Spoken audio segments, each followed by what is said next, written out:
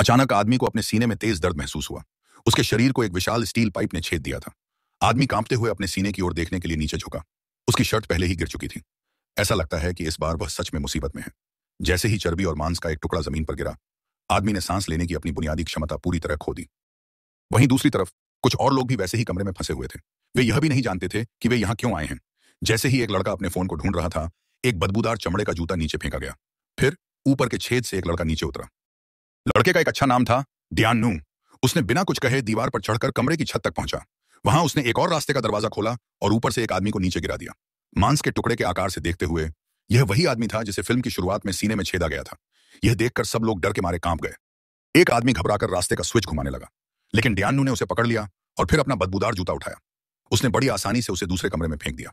अगले ही पल उसमें से आग की लपटें निकलने लगी। उस सस्ते जूते को जलाकर राख कर दिया गया। अंत में वह केवल 1982 का एक जूते का फीता ही वापस ला सका। इससे पहले कि सब लोग स्थिति को समझ पाते, डियानू ने एक और रास्ते का दरवाजा खोल दिया। उसके नेतृत्व में सभी लोग सुरक्षित रूप से दूसरे कमरे में चले गए, लेकिन यहां भी बाहर निकलने का कोई रास्ता नहीं था। बाद में डियानू ने इसी तरीके का इस्तेमाल यह जांचने के लिए किया कि अनजान कमरों में कोई जानलेवा जाल है या नहीं। हालांकि यह तरीका थोड़ा पुराना था, लेकिन यह बहुत असरदार था। हर बार वे सुरक्षित रूप से दूसरे कमरे में पहुंच जाते थे, लेकिन आखिरकार एक हादसा हो ही गया। इस बार जाल ऊपर से नीचे आया। डियानू अपने साथियों को जल्दी से भागने के लिए चिल्लाने लगा, लेकिन दीवार के सभी दरवाजे नहीं खुल रहे थे। वे देख रहे थे कि तेजी से घूमते ब्लेड करीब आ रहे हैं। एक महत्वपूर्ण क्षण में उन्हें फर्श पर एक रास्ते का छेद मिला। सभी साथी एक एक करके दूसरे कमरे में चले गए। केवल एक लड़का था जो डर के मारे हिल भी नहीं पा रहा था। सौभाग्य से अंतिम समय में डियानू ने उसे खींच लिया। ऐसा लगता है कि अब जूते फेंकने का तरीका काम नहीं करेगा, कुछ हुआ। तभी लड़के ने एक अजीब घटना पर ध्यान दिया। हर कमरे के रास्ते पर संख्याओं की एक श्रृंखला खुदी हुई थी। शायद ये संख्याएं कमरों के कोड थे। उसे इन कोड्स में से कुछ पैटर्न भी मिले। जब तक कमरा एक सम संख्या वाला है, वह सुरक्षित है। अपनी धारणा को परखने के लिए लड़का जल्दी से एक सम संख्या वाले कमरे में चला गया। वाकई कुछ भी नहीं हुआ। इसके बाद उन्होंने इस सबसे सरल तरीके का इस्तेमाल किया। वे कई बाधाओं को पार करते हुए आगे बढ़ते रहे, लेकिन जल्द ही एक और दुर्घटना हो गई। उन्होंने पाया कि इस कमरे के सभी रास्ते विषम संख्याओं ऑड नंबर्स वाले थे। घबराहट में एक बूढ़े आदमी ने जोर से चिल्ला दिया, जिससे गलती से ध्वनि नियंत्रित साउंड कंट्रोल्ड जाल सक्रिय हो गया। यह लड़के को लगभग टुकड़ों में काट देता। डियानू ने यह दृश्य देखा और कुछ सोचा। उसने तुरंत जाल का रहस्य समझ लिया। उसने बस कमरे में धीरे से 2 बार आवाज की। ऐसा लगता है कि यह कमरा एक ध्वनि नियंत्रण प्रणाली द्वारा नियंत्रित है। जब तक आप बहुत तेज आवाज नहीं करते, जो से जाल सक्रिय नहीं होगा। लड़का सबसे पहले अपने जूते उतारकर कमरे में दाखिल हुआ। अंत में वे सफलतापूर्वक इस कमरे से गुजर गए। तभी एक दूसरा लड़का अचानक कमरे के दरवाजे पर रुक गया। इससे पहले कि बूढ़ा आदमी संभल पाता, एक जोड़ी जूते गलती से ऊपर से गिर गए। कमरे का जाल तुरंत पूरी तरह से सक्रिय हो गया। सौभाग्य से आखिरी पल में तेज तर्रार डियानू ने बूढ़े आदमी को खींच लिया, जिससे वह बच गया, लेकिन उसकी लंबी टांग फिर भी ब्लेड से कट गई। बूढ़ा आदमी लगातार लड़के को डांटने लगा, यह सोचकर कि उसने यह जानबूझकर किया है।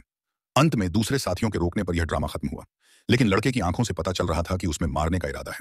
तभी कमरे में घना धुआं फैल गया। सभी लोग जल्दी से एक सुरक्षित कमरा खोजने लगे। तभी एक लड़के ने पाया कि दीवार पर एक नक्शा है।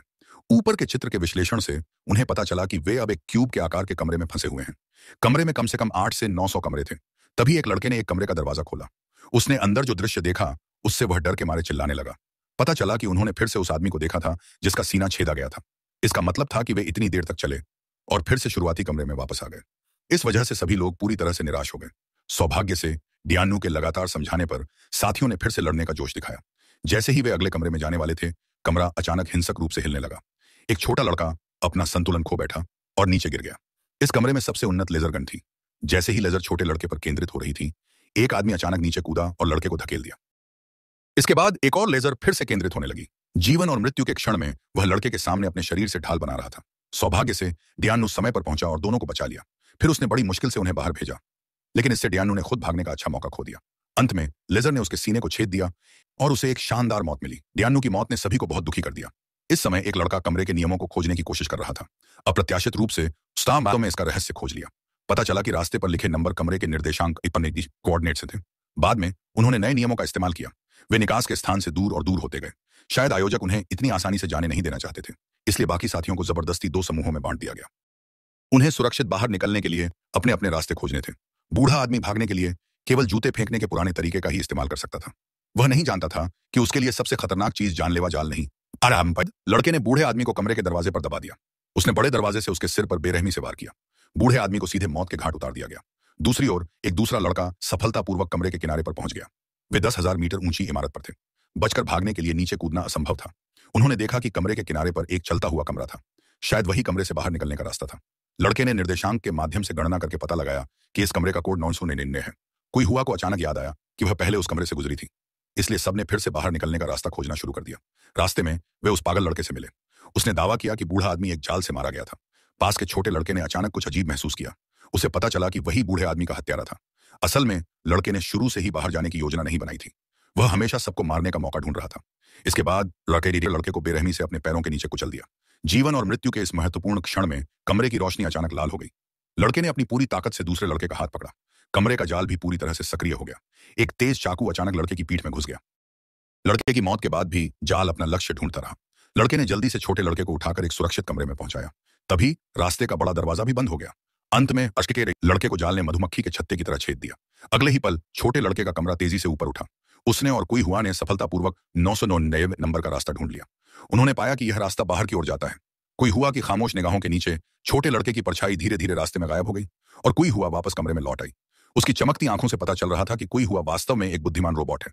कहानी के अंत में वह फिर से कमरे के शुरुआती बिंदु पर आ गई। चुनौती का एक नया दौर फिर से शुरू होने वाला था।